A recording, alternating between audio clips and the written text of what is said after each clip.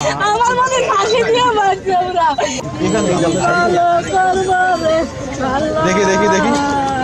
প্রয়োজন হলে আইনের যে সংশোধনী দরকার দ্রুত বিচার করার জন্য এবং সর্বোচ্চ শাস্তি দেওয়ার জন্য সেটা আমরা করছি।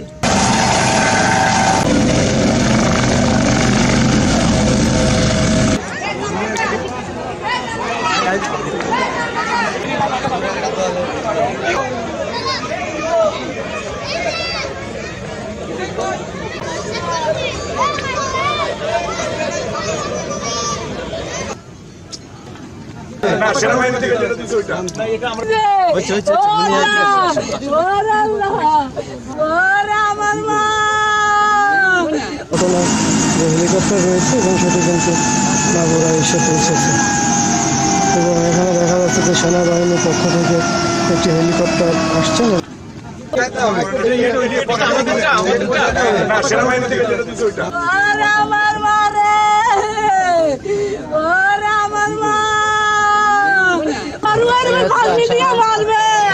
আমার মনে ফাঁসি দিয়ে মারছে ওরা, বেলায় দেখা দিছে।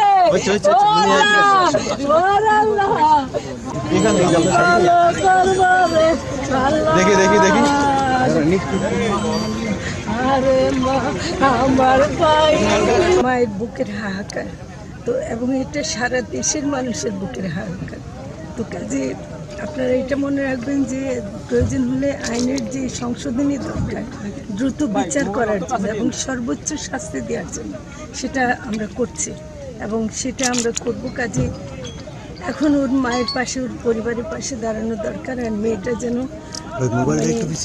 সম্মানটা পায় এবং আর কোনো মেয়ে যেন এই অবস্থায় না পড়ে, এটা আমরা বলতে চাই। দেশটা মেয়েদের জন্য নিরাপদ হোক, নারীদের জন্য নিরাপদ হোক, এটাই আমাদের কামনা। এটাই আমরা করছি।